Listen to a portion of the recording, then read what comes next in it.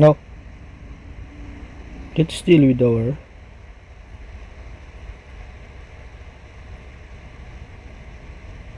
slope of the line.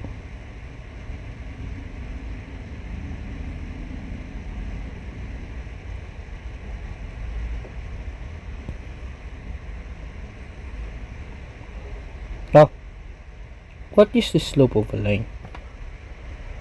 Generally, our slope of line is represented by a variable m, which is particularly equal to the rise over run,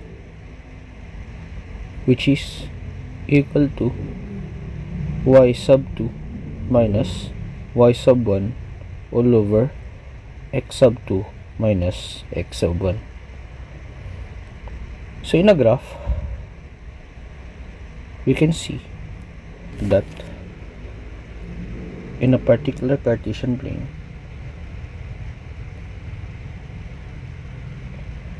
and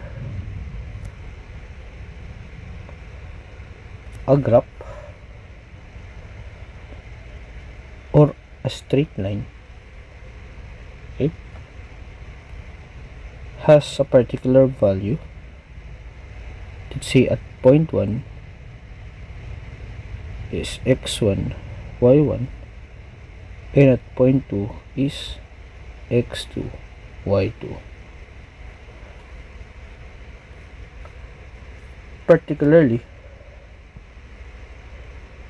this graph or straight line is our, let's name it as the graph ax plus by plus c equals 0, which is the general form of the equation of a line. Okay, so when we are dealing with our slope, okay, we are particularly dealing with its rise or delta y, or the change in y all over our x, or our change in x. So therefore, our slope is particularly equal to delta y all over delta x. Now, if we have a positive slope, therefore the straight line means it is inclined upward.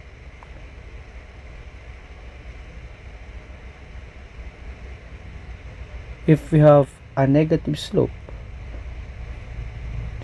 straight line means it is inclined downward.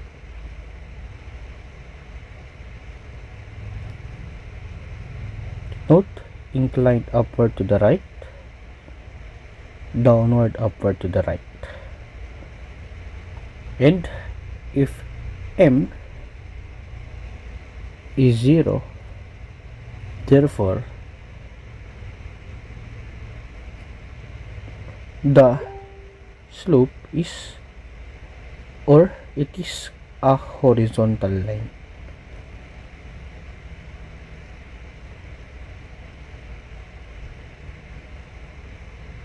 And if m is undefined, therefore this is a vertical line. Take note that vertical lines has an angle equal to 90 degrees, meaning that the tangent of 90 degrees is undefined. Okay, now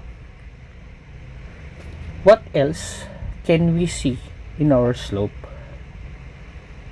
Take note that we have delta x and delta y. If I have a reference angle theta, okay, or an angle theta, was with reference to the x-axis. So therefore, you can see that we can apply our trigonometric principle, especially our SOHCAHTOA. If I would use my tangent theta, you can see that it is equal to opposite over adjacent, or delta y over delta x. Since tan theta is equal to delta y over delta x, and I can say that my delta y over delta x is equal to m, therefore it is perhaps safe to say that my m is equal to my tan theta, which is particularly equal to my delta y all over delta x.